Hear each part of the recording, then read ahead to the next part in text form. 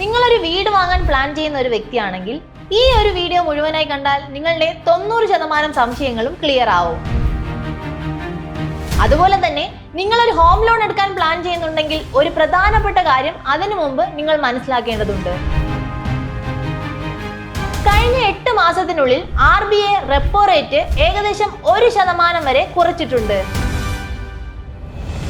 അതായത് 2025 ആരംഭത്തിൽ home loan എടുക്കുകയാണെങ്കിൽ അതിന്റെ ഇൻട്രസ്റ്റ് റേറ്റ് നമ്മൾ ഏകദേശം 8.5% നൽകേണ്ടി വന്നു. പക്ഷെ നമ്മൾ ഇപ്പോൾ ഹോം ലോൺ എടുക്കുകയാണെങ്കിൽ പലിശ നിരക്ക് ഏകദേശം 7.5% നൽകിയാൽ മതിയാകും.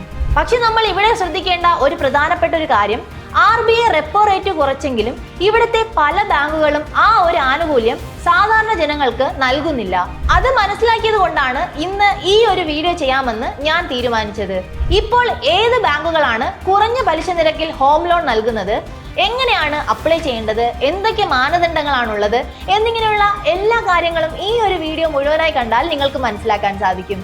ഞാൻ നിങ്ങളുടെ കരിഷ്മ. എല്ലാവർക്കും ബോസ്വാല മലയാളം യൂട്യൂബ് ചാനലിലേക്ക് സ്വാഗതം. ഇതുവരെ ഈ ചാനൽ സബ്സ്ക്രൈബ് ചെയ്യാത്തവർ ഇപ്പോൾ തന്നെ സബ്സ്ക്രൈബ് ചെയ്യൂ. നിങ്ങൾക്ക് ഇതുപോലുള്ള നിരവധി ഇൻഫോർമേറ്റീവ് വീഡിയോസ് ഈ ഒരു ചാനലിലൂടെ കാണാൻ സാധിക്കും.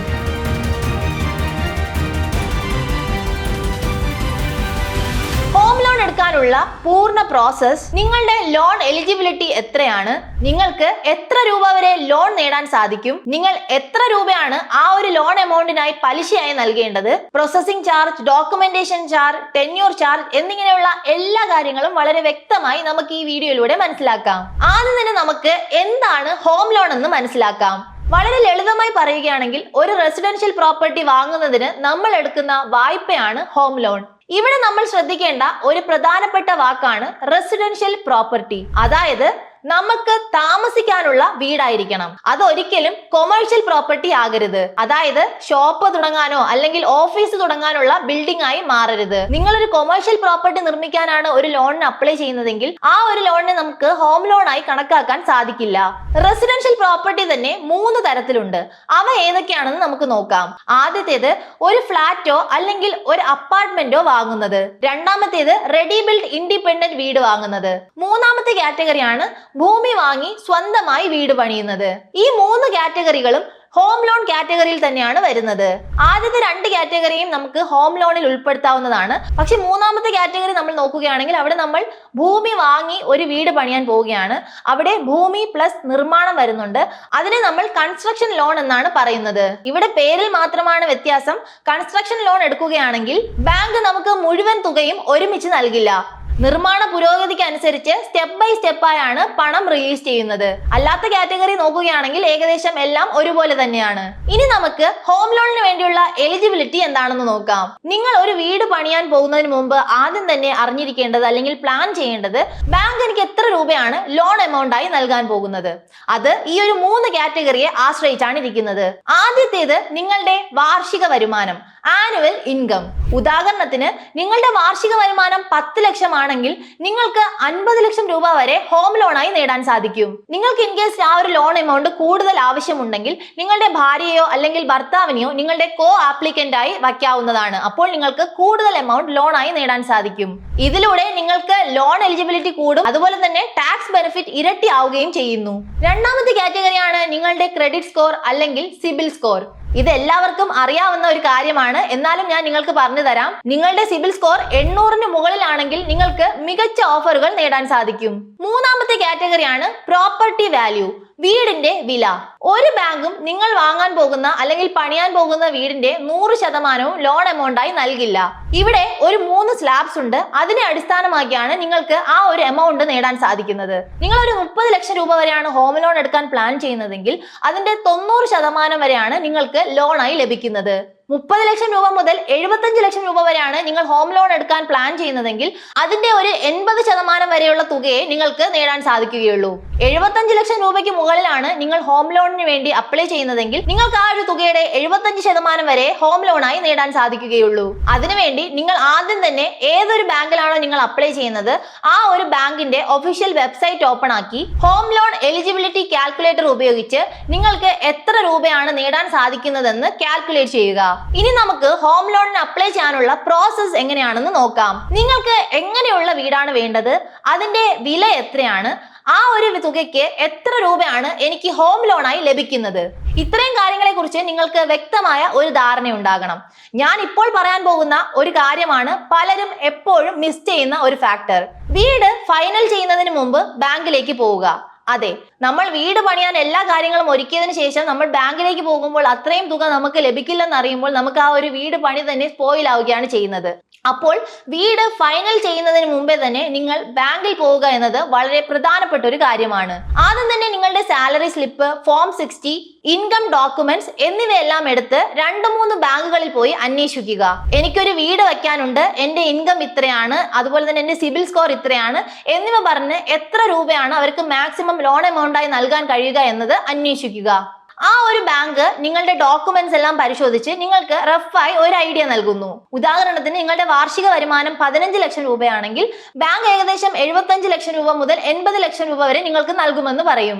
ആ ഒരു തുക നിങ്ങൾക്ക് മതിയെങ്കിൽ ഇൻ പ്രിൻസിപ്പൽ സാങ്ഷൻ ലെറ്റർ അവരോട് ചോദിക്കുക. ഇത് നിങ്ങൾക്ക് ഏറ്റവും ആവശ്യമായ ഒരു ഡോക്യുമെന്റ് ആണ്, ബാങ്ക് എഴുതി നൽകുന്ന സമ്മതപത്രം. ഈ ഒരു സമ്മതപത്രം കിട്ടിയതിനു ശേഷം നിങ്ങൾ വീട് അന്വേഷിക്കാൻ തുടങ്ങുക. ഈ ഒരു സമ്മതപത്രം നിങ്ങളുടെ കയ്യിൽ ഉണ്ടെങ്കിൽ ബിൽഡർമാരും അതുപോലെ തന്നെ സെല്ലർമാരും നിങ്ങളെ സീരിയസ് ആയി സമീപിക്കും. കാരണം ബാങ്ക് അപ്രൂവ്ഡ് ആയിട്ടുള്ള സമ്മതപത്രമാണ് നിങ്ങളുടെ പക്കലുള്ളത്. ഇനി നമുക്ക് അഡ്വാൻസ് ആൻഡ് എഗ്രിമെന്റ് എങ്ങനെയാണെന്ന് നോക്കാം. ഇൻ കേസ് നിങ്ങൾക്ക് ഒരു വീട് ഇഷ്ടമാവുകയാണെങ്കിൽ ഒരു ടോക്കൺ എമൗണ്ട് നൽകി നിങ്ങൾക്ക് ആ ഒരു ഡീൽ ലോക്ക് ചെയ്യാവുന്നതാണ്. അതുപോലെ തന്നെ ഒരാഴ്ചയ്ക്കുള്ളിൽ അഡ്വാൻസ് എമൗണ്ടും നൽകേണ്ടതുണ്ട്. സാധാരണയായി വീടിന് എത്ര രൂപയാണോ പറഞ്ഞിട്ടുള്ളത് ആ ഒരു തുകയുടെ 10% മുതൽ 20% അഡ്വാൻസ് ആയി ചോദിക്കുന്നത്. ഉദാഹരണത്തിന് നിങ്ങൾ 1 കോടിയുടെ ഒരു വീടാണ് വാങ്ങാൻ പ്ലാൻ ചെയ്യുന്നതെങ്കിൽ ഏകദേശം 10 ലക്ഷം രൂപ മുതൽ 20 ലക്ഷം രൂപ വരെ നമ്മൾ അഡ്വാൻസ് ആയി നൽകേണ്ടതുണ്ട്. ഇതിനോടൊപ്പം തന്നെ എഗ്രിമെന്റ് ടു സെൽ എന്ന നിയമരേഖയും തയ്യാറാക്കാൻ പ്രത്യേകം ശ്രദ്ധിക്കുക. ഇത് ശരിയായ വാല്യൂ സ്റ്റാമ്പ് പേപ്പറിൽ നിർമ്മിക്കാൻ പ്രത്യേകം ശ്രദ്ധിക്കുക, അല്ലെങ്കിൽ അതിനൊരു മൂല്യവും ഉണ്ടായിരിക്കില്ല. റെറ നിയമപ്രകാരം അഡ്വാൻസിൽ നിയന്ത്രണം ഉണ്ടെങ്കിൽ മാർക്കറ്റിൽ ഏകദേശം 90% ഡീലുകളും ഇതുപോലെ തന്നെയാണ് നടക്കുന്നത്.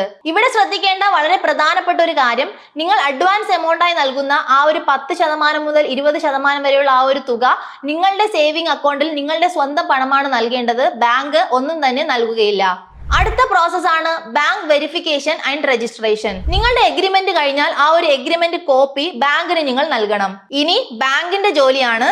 അഡ്വാൻസ് പേയ്മെന്റിനും രജിസ്ട്രേഷനും ഇടയിൽ സാധാരണ 2 മുതൽ 4 ആഴ്ച ഗ്യാപ്പ് ഉണ്ടാകും. ഈ ഒരു സമയത്ത് ബാങ്ക് ഒരു ലോയറിനെ നിയോഗിച്ച് ലീഗൽ വെരിഫിക്കേഷൻ നടത്തുന്നു. അതുപോലെ തന്നെ എഞ്ചിനീയറിനെ അയച്ച് പ്രോപ്പർട്ടി വാല്യുവേഷനും നടത്തും. ഇതൊക്കെ ബാങ്ക് ചെയ്യേണ്ട കാര്യങ്ങളാണ്. നിങ്ങൾ ഇതിനെ ഓർത്തൊന്നും ടെൻഷൻ അടിക്കേണ്ട കാര്യമില്ല. ബാങ്ക് എല്ലാ കാര്യങ്ങളിലും ഓക്കെ ആണെങ്കിൽ ഫൈനൽ ലോണിന്റെ അപ്രൂവൽ നൽകുകയും രജിസ്ട്രേഷന്റെ ഡേറ്റ് ഫിക്സ് ചെയ്യുകയും ചെയ്യുന്നു. ഇനി നമുക്ക് രജിസ്ട്രേഷൻ ഡേയിൽ ചെയ്യേണ്ട കാര്യങ്ങൾ എന്തൊക്കെയാണെന്ന് നോക്കാം. ആ ഒരു രജിസ്ട്രേഷൻ ഡേയിൽ നിങ്ങളുടെ ബാക്കിയുള്ള ഡൗൺ പേയ്മെന്റും കൊണ്ടുവരിക. സെല്ലർ, ബാങ്ക് റെപ്രസെന്റേറ്റീവ് എല്ലാവരും ചേർന്ന് രജിസ്ട്രാർ ഓഫീസിലേക്ക് പോവുക. പ്രോപ്പർട്ടി നിങ്ങളുടെ പേരിൽ രജിസ്റ്റർ ആയ ഉടനെ ബാങ്ക് ആ ഒരു ലോൺ തുക സെല്ലറിന്റെ അക്കൗണ്ടിലേക്ക് ട്രാൻസ്ഫർ ചെയ്യുന്നു. ഇതിന് പകരമായി ബാങ്ക് നിങ്ങളുടെ ഒറിജിനൽ പ്രോപ്പർട്ടി ഡോക്യുമെന്റ്സ് കൈവശം വയ്ക്കുന്നു. ഇതിനെയാണ് മോർട്ട്ഗേജ് എന്ന് പറയുന്നത്. നിങ്ങൾ ആ ഒരു ലോൺ തുക പൂർണ്ണമായി അടച്ചാൽ മാത്രമേ ആ ഒരു പ്രോപ്പർട്ടി നിങ്ങളുടെ കയ്യിലേക്ക് ലഭിക്കുകയുള്ളൂ. ഇവിടെ വരെയുള്ള കാര്യങ്ങൾ നിങ്ങൾക്ക് വ്യക്തമായെങ്കിൽ ഹോം ലോൺ പ്രോസസിന്റെ 80% കാര്യങ്ങൾ നിങ്ങൾ മനസ്സിലാക്കി. ഇനി നമുക്ക് ഇൻട്രസ്റ്റ് റേറ്റ് എങ്ങനെയാണ് വരുന്നതെന്ന് നോക്കാം. പലിശ നിരക്ക് 2 തരമാണ്, fixed rate and floating rate. Floating റേറ്റിൽ RBI റെപ്പോ റേറ്റ് അനുസരിച്ച് ഇൻട്രസ്റ്റ് മാറാനുള്ള സാധ്യതകളുണ്ട്. ഇപ്പോഴത്തെ സാഹചര്യത്തിൽ 90% കേസുകളിലും ഫ്ലോട്ടിംഗ് റേറ്റ് ആണ് നല്ലത്. കാരണം റെപ്പോ റേറ്റ് ഇനിയും കുറയാനുള്ള സാധ്യതയുണ്ട്. ഇപ്പോൾ Bajaj housing finance, PNB, Canara bank, SBI എന്നീ ബാങ്കുകൾ 7.5% താഴെയാണ് പലിശ നിരക്ക് ഈടാക്കുന്നത്. നിങ്ങളുടെ സിബിൽ സ്കോർ 800 മുകളിലാണെങ്കിൽ 7.30% മുതൽ 7.35% വരെ ഇൻട്രസ്റ്റ് റേറ്റിന് വേണ്ടി നിങ്ങൾക്ക് നെഗോഷിയേറ്റ് ചെയ്യാൻ സാധിക്കും. പദ്ധതിയിൽ എങ്ങനെ അപ്ലൈ ചെയ്യും എന്നറിയുന്നതിന് മുമ്പ് അതിനേക്കാളും വളരെ പ്രധാനപ്പെട്ട മറ്റൊരു കാര്യം എനിക്ക് നിങ്ങളോട് പറയാനുണ്ട്. ലൈഫിൽ എപ്പോഴും ഒരു ലൈഫ് ഇൻഷുറൻസ് എടുക്കുന്നത് വളരെ ഇമ്പോർട്ടൻ്റ് ആയ ഒരു കാര്യമാണ്. അപ്പോൾ നിങ്ങൾ ഒരു ലൈഫ് ഇൻഷുറൻസ് എടുക്കാൻ പ്ലാൻ ചെയ്യുന്നുണ്ടെങ്കിൽ ആക്സിസ് മാക്സ് ലൈഫ് ഇൻഷുറൻസ് ഒരു ബെസ്റ്റ് ഓപ്ഷൻ ആണ്. സെക്ഷൻ 80C ആൻഡ് 80D പ്രകാരം നിങ്ങൾക്ക് 54,600 രൂപ വരെ നികുതി ലാഭം നേടാൻ സാധിക്കും. പ്രതിമാസം വെറും 578 രൂപ നൽകുകയാണെങ്കിൽ നമുക്ക് 1 കോടി രൂപയുടെ വരെ ലൈഫ് കവർ നേടാൻ സാധിക്കും. 99.70% ക്ലെയിം സെറ്റിൽമെന്റ് റേഷ്യോ.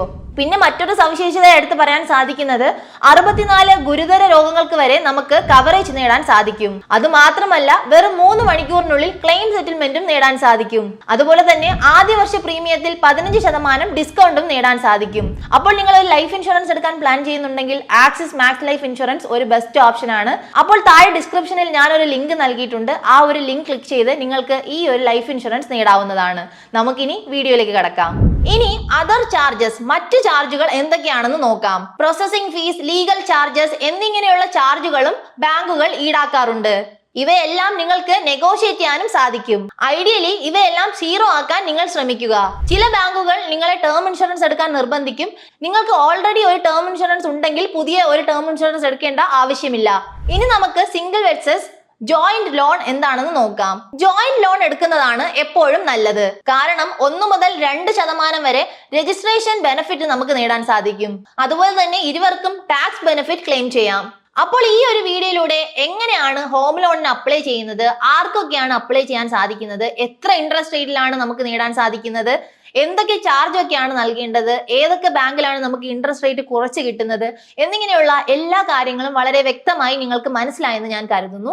നിങ്ങൾക്ക് ഈ വീഡിയോനെ കുറിച്ച് എന്തെങ്കിലും ഒരു സംശയങ്ങൾ ഉണ്ടെങ്കിൽ താഴെ കമന്റ് ബോക്സിൽ പറയൂ, നമുക്ക് അതെല്ലാം ക്ലിയർ ചെയ്യാം. അതുമല്ലെങ്കിൽ നിങ്ങൾക്ക് ഏതെങ്കിലും ഒരു പുതിയ ടോപ്പിക്കിനെ കുറിച്ച് കൂടുതലായി പഠിക്കണമെന്ന് ആഗ്രഹമുണ്ടെങ്കിൽ അതും മെൻഷൻ ചെയ്യൂ. നമുക്ക് അതിനെക്കുറിച്ച് വീഡിയോസും ചെയ്യാവുന്നതാണ്. പിന്നെ ബോസ്വാല മലയാളം യൂട്യൂബ് ചാനൽ സബ്സ്ക്രൈബ് ചെയ്യാൻ മറക്കണ്ട. ബോസ്വാല, ബി ദ ബോസ്.